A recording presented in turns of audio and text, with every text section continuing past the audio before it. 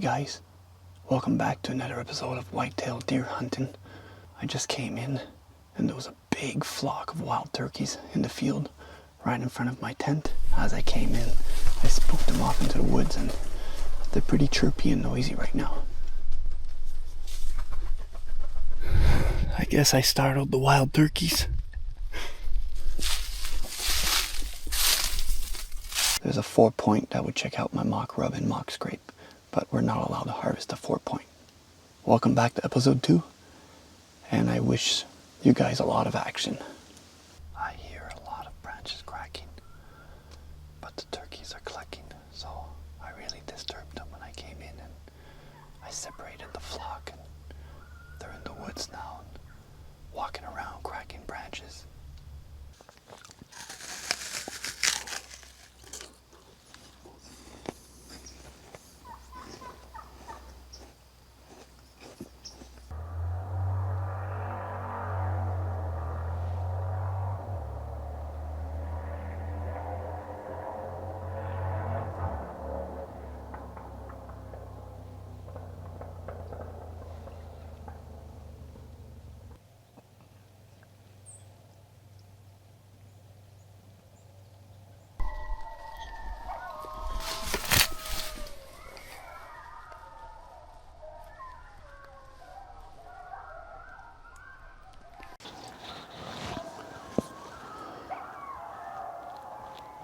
This is why I did not see any deer this evening.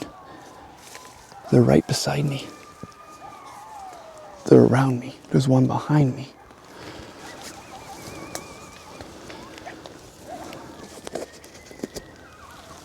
I'm probably going to see them in the field.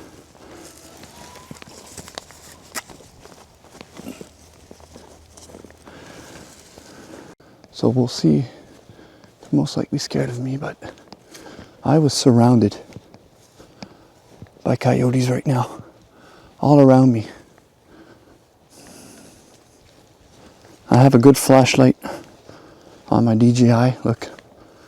So I'll be able to see if there's anything, but turn it off for now. Wow guys, I have to say that was a pretty crazy way to end the evening hunt, and definitely brought a big pack of action. I was actually surrounded there. They were howling behind me, really close, howling on my left and right and in front, and very numerous. Can't say how many, but there was a lot of coyote. And before hearing them, I was wondering what was going on. Like, how come I'm not seeing any deer? They've been there all week. There was deer on my trail cam all week, including yesterday evening. A lot of does. They feel comfortable around there now. So those coyotes must have came because of all those turkeys. So the turkeys are roosting there, and now the coyotes are coming, and that's a big bunch of them. So we'll see tomorrow morning what's going to happen.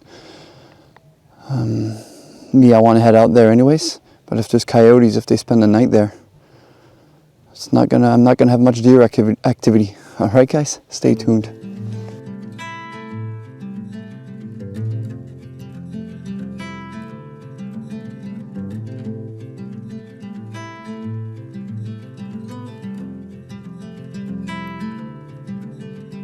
Close your eyes, hear the voice within, calling. This heavy load got under your skin, hauling. You got the white knuckles holding on it tight, keeping your feelings bottled up inside. Heading for collision in the night. Really living, gotta die. Breathe in, breathe out. Hey, come alive.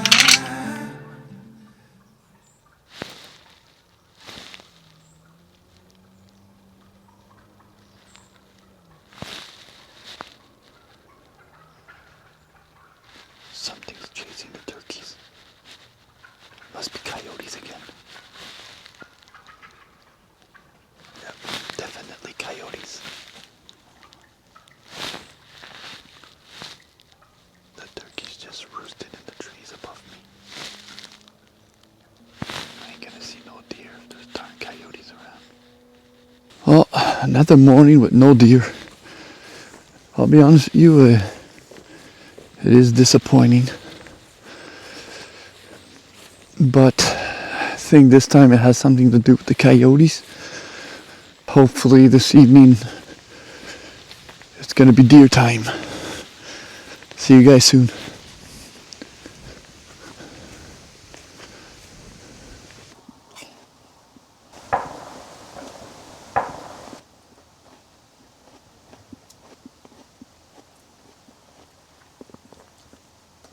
Small game hunter on the neighbor's property.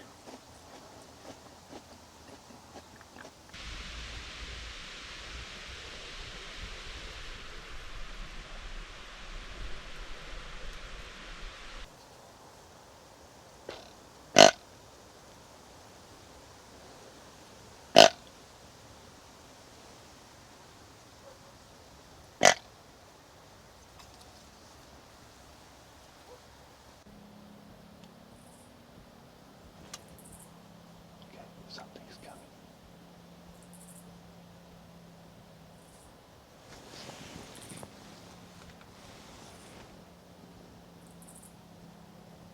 Yeah. You kidding me, man? There's a squirrel that just arrived at my food plot.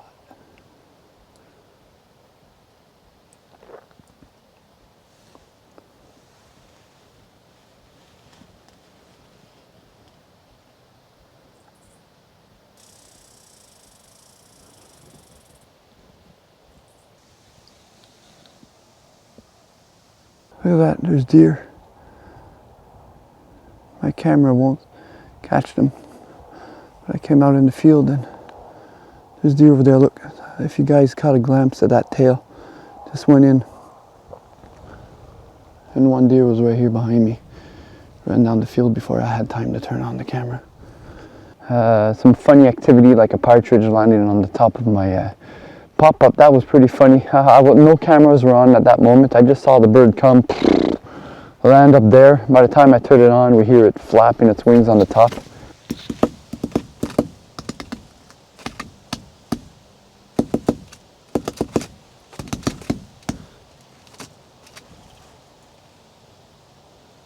A partridge just landed on the top. It scared the crap out of me. He came out of over there and landed.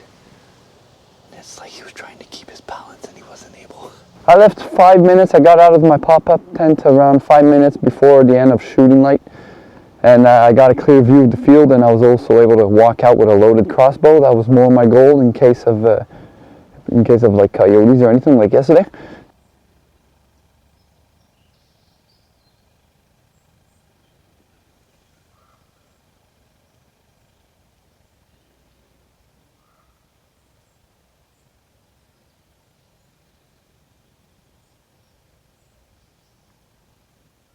Well guys, it's 10 a.m. I just left the tent.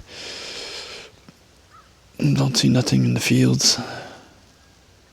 What I'm gonna do next weekend is I'm gonna look at this watch quickly, see if I could tamper with it, see if there's anything that could be done, salvage it, maybe like clean up in the bottom here, maybe put a floor on it. Like I remove all the top, put a floor on it, and maybe I put my my pop-up on it. Or else when I hunt for turkey, usually we set up here, I clean that up right there, and I put the tent right in the hole there. And that trail there is usually a path that I made, is actually a path that I made a few years ago to come into our pop-up tent that goes right there. Over here, the food plot is over there. It's actually at least a good 150 yards, so 300 feet. And this is actually where I got my first buck of my life. My second one was in the woods, my first one was here. And at this distance, it's definitely going to help with odors. Because this morning, I arrived around 5:30 in my pop-up. There was no deer, as for what I know. And at around at 6:35, So it was like 1 minute until shooting hour. It was still pretty dark. I heard some deer. And a deer was coming in from behind. She stopped. She started pounding her hoof in the ground. And then she did 3 snorts and left. Right behind me. I've been cleaning up with that soap that smells like pine, purposely made for deer hunting. I've been cleaning my clothing. I've been putting some spray, trying to cover my odors. The wind is in my favor. She's coming. Yeah, well, that's it. She came from behind, so she found me anyways. But the wind is northeast. So, I don't know. She smelled me. She left. I never heard another deer in there since this morning. Now it's 10, so I've been in there 4.5 hours. Nothing. Well, I'm enjoying my time in nature. It's really fun. I'm seeing a lot. Even if it's just a crow on a branch, it's relaxing.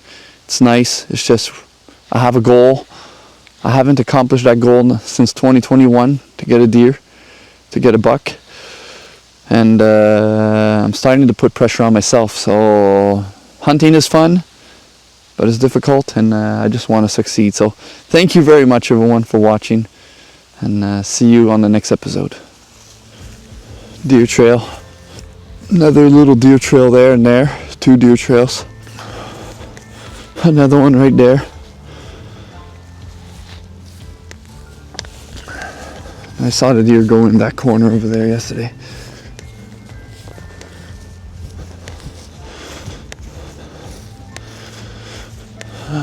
Look at that. Another one right there. Well tapped. So the deer are coming to eat in the cornfield.